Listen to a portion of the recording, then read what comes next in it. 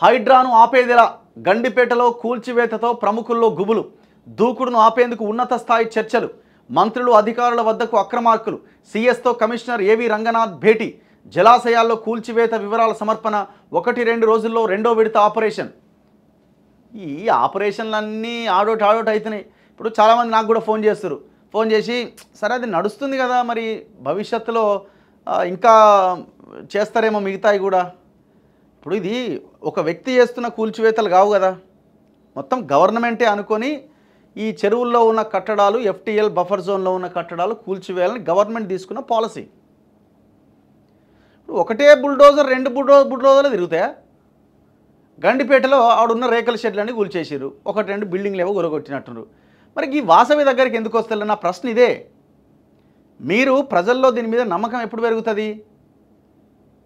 పెరుగుతుంది మీరు ఈ కంపెనీల రియల్ ఎస్టేట్ మాఫియాల మీద కూడా దృష్టి పెట్టాలి వాసవి విజయ్ కుమార్ ఇప్పుడు ఆయన ఏమంటాడు వాసవి విజయ్ కుమార్ నేను గవర్నమెంట్కి పైసలు ఇచ్చి సిఎస్ఆర్ ఫండ్ డబ్బులు ఇచ్చి నేను చెరువులలో కడుతున్నా నీకేమన్నా రాసిచ్చిరా చెరువు ఏమన్నా కార్పొరేట్ సోషల్ రెస్పాన్సిబిలిటీ ఫండ్ అన్నది కంపెనీ పెట్టిన ప్రతి ఒక్కడు ఎవడైనా 2% ప్రజల కోసం ఖర్చు పెట్టాల్సిందే ఇది రాజ్యాంగం చెప్తున్నది నువ్వు చెరువు డెవలప్ చేయరా నీకు రాసిస్తే మీకు కేటీఆర్కు నీకు మధ్య క్విడ్ ప్రోకో ఉండొచ్చు నువ్వు రాసి నేను దాన్ని కూడిపేస్తా ఇద్దరం పంచుకుందామని మీరు అనుకోవచ్చు కానీ బయట ప్రజలకు చెప్పింది ఏంది ఆ చెరువును డెవలప్ చేస్తా అని డెవలప్ చేయడం అంటే మొత్తం రాళ్ళు మట్టి పోసి పూర్తి చేయడమా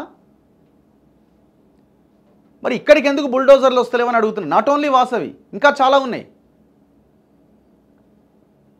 ఇంకా చాలా గవర్నమెంట్ భూములు కబ్జా చేసిన మైహోమ్ మీద ఏమైనా చర్యలు ఉన్నాయా రాజపుష్ప మీద ఏమైనా చర్యలు ఉన్నాయా సైబర్ సిటీ మీద ఏమైనా చర్యలు ఉన్నాయా వర్టెక్స్ అనే ఒక రియల్ ఎస్టేట్ ఇక్కడ కూడా పెద్ద కన్స్ట్రక్షన్ నడుస్తున్నది వాళ్ళ మీద ఏమైనా చర్యలు ఉన్నాయా కాంగ్రెస్ ఎమ్మెల్యే గూడెం మహిపాల్ రెడ్డి కాంగ్రెస్ కాదని బీఆర్ఎస్ ఎమ్మెల్యేనే కాంగ్రెస్లోకి వచ్చిండు చెరువును నిట్ట నిలువుగా చీల్చిండ్రు ఆయన నిట్ట నిలువుగా చెరువుని చీల్చిండు ఫామ్ హౌస్ కట్టిరు లోపల దాన్ని తీసేయండి అంటే ఒక్క జేసీబీ చాలు ఒక్క జేసీబీ తెచ్చి మొత్తం అటు ఇటు చేసుకుంటూ దాన్ని గూల్ చేస్తే అయిపోతుంది మరి ఎందుకు చేయట్లే ఈ పని అమీన్పూర్కు పోయిన బుల్డోజరు మళ్ళీ వెనక్కి ఎందుకు వచ్చింది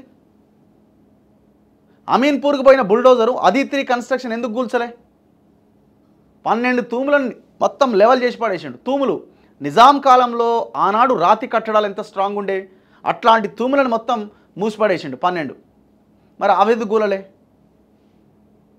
నెమ్మదిగా అయితే ఎప్పుడైతే నెమ్మదిగా ఎప్పుడైతే మీరు ఫస్ట్ టార్గెట్ చేయాల్సింది వాటినే కూల్చండి ఒక 30 అంతస్తుల టవర్ వాసవి వంది కూల్చండి ఫస్ట్ ఒకటి కూల్చి చూపించండి మీరు ఏ అంశం అయితే పట్టుకున్నారో అది చాలా గొప్ప విషయమే కానీ అది ఆచరణలో ఆడోటి చేసి రేకుల షెడ్లు కూల్చేసి ఇక అయిపోయిందంటే ఉపయోగం లేదు దానివల్ల నేను ఇంతకుముందే చెప్పిన హైడ్రాకి 4th సిటీకి మూసీకి దీనికి లింక్ ఉన్నది దీని వెనకాల పెద్ద ఎత్తున భూములకు సంబంధించిన వ్యవహారం నడుస్తున్నది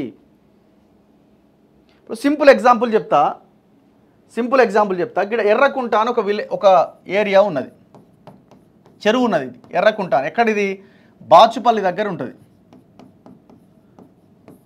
దగ్గర ఉంటుంది అయితే ఈ ప్రాంతంలో సరే నేను ఇంతకుముందు చెప్పిన కదా కొన్ని ఫేక్ రిపోర్ట్స్ ఇచ్చారు అదంతా పక్కన పెట్టండి ఇక్కడ గతంలో ఉన్న ఎంఆర్ఓ ఏం చేశారంటే ఈ ఎంఆర్ఓ చాలా స్ట్రిక్ట్ ఆఫీసర్ అట అప్పుడు ఏం చేసింది ఇప్పుడు ఈడ ఎర్రకుంట చెరువు మధ్యలో రోడ్డు ఇక్కడ విజ్ఞాన్ జ్యోతి కాలేజీ ఇక్కడ వాసవి టవర్స్ ఉంటాయి దాదాపు ఇక్కడ 8 బ్లాక్స్లో 9 బ్లాక్స్ కట్టిండు ఈ 8-9 బ్లాక్స్ అన్నవి టోటల్గా చెరువులో కట్టిండు ఇది కోమటికుంట చెరువు మొత్తం 6 ఎకరాల 28 గుంటలు ఉన్న చెరువు ఎకరం చేసిండు మొత్తం వీటికన్నింటికి బ్లూ షీట్లు పెట్టేసిండు అంటే చెరువు దరిదాపుల్లో కూడా పోవడానికి అవకాశం లేదు ఈ పైన ఉన్న గవర్నమెంట్ ల్యాండ్ ఉన్నది ఈ గవర్నమెంట్ ల్యాండ్ని 10, 11, 12 ఈ కబ్జా చేసి ఇక్కడ కడుతున్నాడు ఇది ఎక్స్ట్రా మళ్ళీ అయితే గతంలో ఎంఆర్ఓ ఏం చేసిందంటే ఆమె వచ్చి ఈ 2 ఎఫ్టీఎల్లో కట్టినావు నువ్వు ఈ తప్పు అని కేసు ఫైల్ చేసింది అక్కడ ఉన్న ఇరిగేషన్ వాళ్ళు ఇంకో కేసు ఫైల్ చేశారు 2 ఎఫ్ఐఆర్లు అయిన తర్వాత కేటీఆర్ దగ్గరికి పోతే ఎవడా కేసు పెట్టేదని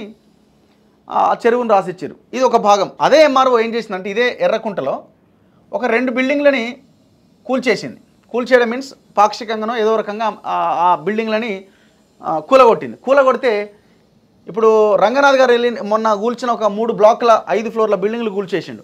గతంలో ఎంఆర్ఓ ఈ 2 బిల్డింగ్లు కూలగొట్టి ఇప్పుడు రంగనాథ్ గారు కూడా కూలగొట్టినటువంటి బిల్డింగ్ జోలికి పోలే, ఎందుకంటే అది ఎఫ్టీఎల్లో లేదు అని ఆనాడు ఉన్న రిపోర్ట్. దాని తర్వాత లోకల్గా ఉన్న లీడర్లంతా కలిసి ఒక ఫేక్ రిపోర్ట్ తయారు చేయించారు. ఆ ఫేక్ రిపోర్ట్ ఆధారంగా పోయి దీన్ని కూలగొట్టిండు రంగనాథ్ గారు. కానీ గతంలో ఉన్న ఎంఆర్ఓ ఏం చేసింది, ఈ వాసవితో పాటు ఇక్కడున్న అండర్ కన్స్ట్రక్షన్ ఉన్న బిల్డింగ్లను కూలగొట్టింది. వీళ్ళు ఏం చేసిరు, మళ్ళీ తర్వాత రోజులు మళ్ళీ కట్టుకున్నారు. రంగనాథ్ గారు వెళ్ళేమో ఇది కూలగొట్టిరు, ఈ దర్జాగా అట్లే ఉన్నాయి. అంటే గతంలో ఎంఆర్ఓ కూలగొట్టినేమో అట్లే ఉన్నాయి, ఈయన పోయి ఇంకొక బిల్డింగ్ కూలగొట్టి వచ్చిండు. మరి ఇప్పుడు ఆనాడు ఎంఆర్ఓ తప్పు చేసిందా, ఇప్పుడు రంగనాథ్ గారు తప్పు చేసిర్రా, అసలు ఆ డిఐ ఇచ్చినటువంటి రిపోర్టు తప్పించిండని మీరే చెప్తున్నారు. తప్పించిండని అధికారులే చెప్తున్నారు. ఆయన ఏడి శ్రీనివాసే చెప్తున్నాడు గంగాధర్ అనే డిఐ తప్పుడు రిపోర్ట్ ఇచ్చిండని. మరి ఇప్పుడు ఎవరు తప్పు చేసినట్టు? మరి ఇక్కడ ఇప్పుడు ఆమె ఆనాడు ఎంఆర్ఓ ఈ 2 బిల్డింగ్లను కూల్చేసి ఈ వాసవి వాడి మీద కేసులు పెట్టింది. మరి ఈ రంగనాథ్ గారేమో ఎంఆర్ఓ కూల్చింది కాక పక్కన ఉన్న బిల్డింగ్లు కూలగొట్టిండు, ఈ వాసవి టచ్ చేయలే. మరి ఎట్లా, అసలు ఏంది ఇది? ఒక చిన్న ఎగ్జాంపుల్ చెప్తున్నాను నేను. అంటే మీరు ఏ ప్రణాళికాబద్ధంగా ఈ కూల్చివేతలు చేస్తున్న దానికి ఒక చిన్న ఎగ్జాంపుల్ చెప్తున్నాను నేను.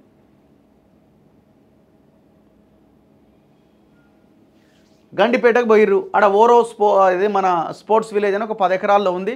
అంత ఆడ ధూమ్ధామ్ నడుస్తుంటుంది. సాటర్డే సండే వచ్చిందంటే అన్ని రేకుల షెడ్లే, అన్ని కూల్చేసిరు. ఓకే, కూల్చాల్సిందే, సంతోషం. దాని పక్కన ఇంకొక 2-3 బిల్డింగ్లు ఏవో కూల్చేసిరు. మరి ఆ ఓరో సిటీకి ఎదురుగో బిల్డింగ్ ఉంది, దాన్ని కూల్చలే. మళ్ళీ గట్టిగా అడిగితే ఒక్కొక్కటి చేస్తారు. అరే మేము నెత్తినెవరు మొత్తుకుంటున్నాం కదా, అరే ఈ కంపెనీ ఇది కబ్జా చేసిందని. అర్బన్ రైజు, అమీన్పూర్లో అర్బన్ రైజ్ అనే కంపెనీ నాలానే డైవర్ట్ చేసేసింది కదా, కొత్త నాలా కట్టింది కదా, నాలాన్ని డైవర్ట్ చేసి కూలగొట్టాలి కదా. మరి పోయి జడ్చర్ల మాజీ ఎమ్మెల్యే లక్ష్మారెడ్డికి సంబంధించిన కన్స్ట్రక్షన్స్ ఉన్నాయి, కూలగొట్టాలి కదా. బొల్లారంలో అరకెపూడి గాంధీ మనుషులు ఈ ఒర్రకుంట అని ఒక చెరువును మొత్తం లేపేసిరు, కూలగొట్టాలి కదా. ఫినిక్స్ ఇదేంది అది నార్సింగి 2 చెరువు అంటారు దాన్ని, చిన్న చెరువు, దాంట్లో మొత్తం చెరువే లేకుండా చేసిండు, కూలగొట్టాలి కదా. కూలగొట్టడం సరే, వాళ్ళు ప్రజలకు ఇచ్చిర్రు ఆల్రెడీ, సో వాళ్ళు ఉంటున్నారు కాబట్టి అమ్మేసారు కాబట్టి మరి కేసులు పెట్టాలి కదా అధికారుల మీద, ఆ కంపెనీ మీద కేసు పెట్టాలి కదా. ఏది మరి?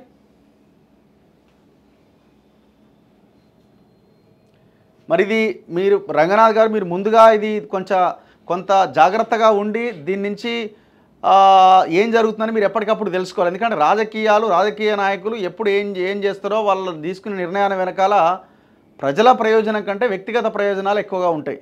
సో దాన్ని ఆలోచించి మీరు కూడా ముందుకెళ్తే బాగుంటుందేమో.